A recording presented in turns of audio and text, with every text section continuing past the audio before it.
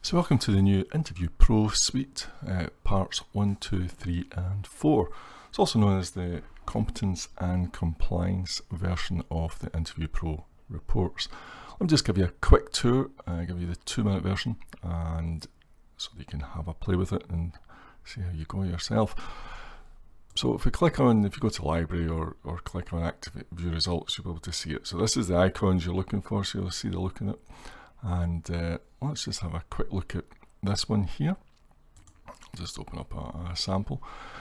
So if you've used the previous Interview Pro, then a lot of this will be familiar, so it's not such a big leap that you won't be familiar with it. It starts with a summary, how to hire the right, create the right interview environment, which again is very important. Not everybody's good at interviews, and you need to make those allowances for people that are great at it and people who are rubbish at interviews, so that you can know what you're doing and try and get the very best. When you can create the right interview environment where people happily relax and open up and share information with you, then you will make better recruitment decisions because you're getting better data.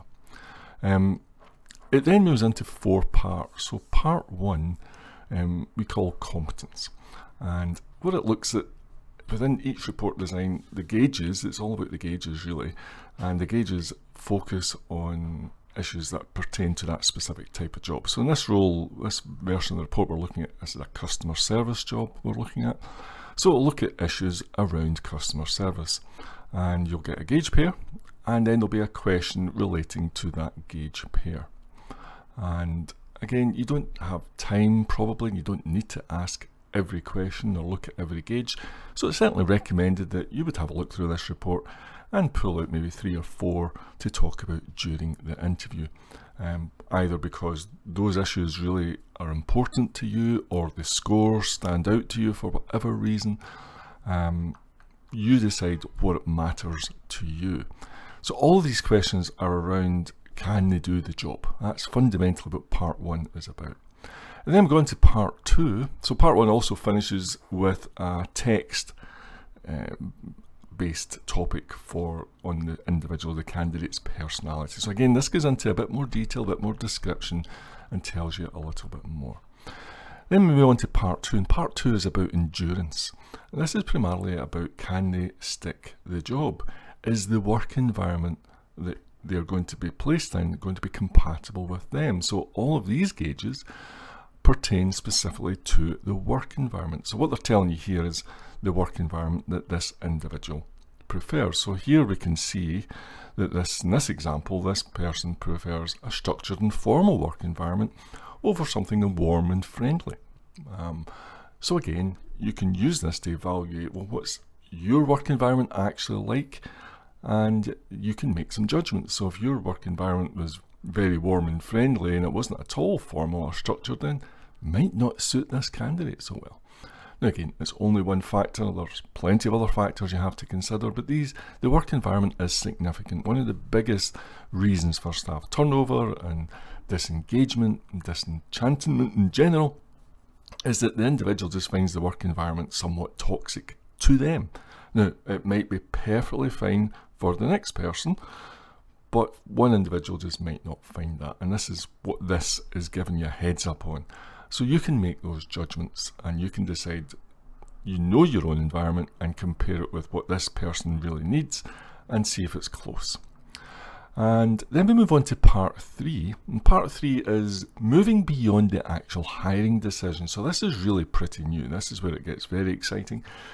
So if you're going to actually hire someone, then the key thing is to retain them. You want to make sure that they stay with you for months, possibly even years if you can, because it's very expensive and time consuming and disruptive when people join only to leave shortly afterwards. So this is something that can be passed to the line manager. So not only do they have the whole report, you can pass this whole report to a line manager. They've got all that gauge information, they've got all that information, but there's some specific notes to the line manager about what they need to do to actually keep this new employee happy. And that also shows them what they also need to do to help create the type of work environment this new employee will thrive in. And finally, if you've created a success profile, and if you haven't, I would strongly recommend that you speak to People Maps about this. Getting a success profile is so powerful. And if you do have one, then this map will make an awful lot of sense and really make your life so much easier when it comes to recruitment. If that's not something you've done, do please talk to us about that. And then on part 4, this is something that you would pass to specifically the training and onboarding team. So you might have interviewed someone once or twice or more. You might have made some notes on the report itself, and you can pass this along with your notes to the training and onboarding team so that they can hit the ground running, that they know who they're dealing with, they can focus on some things more than others. And right at the bottom, we've actually added this interviewer's notes to the training team. So this is notes that you would make during the interview, and you would keep them here specifically for the training team, because if you think, if we ever pass this person on, this is the things I would want them to know and my own thoughts about this candidate. And it might give them some guidance on things that you're maybe concerned about, that you feel that candidate just might need a bit more support to help them get on. And of course you would do this with the URL version of the report. So here's the URL version of the report, where you can see you've got a box that you can make notes throughout the report. Now you don't need to make notes everywhere, but if something stands out, if you're talking to someone and you have a discussion around these gauges, then you can, and something comes up that you feel that's really important, then just make a note to yourself or to other interviewers, other managers, the training team, anybody that might eventually see this report, that this note and thought could be useful. So always assume that other people are going to read your notes, including that candidate, so you maybe want to be careful and edit yourself a little bit there. As I say, and right at the bottom, so these are the, when you get to let's go back down to part 3 and 4. So part 4 particularly we're looking at here for the onboarding team. So again, right at the bottom here, make your own notes specifically to that training team. Tell them what you think about this candidate and if you've hired the candidate.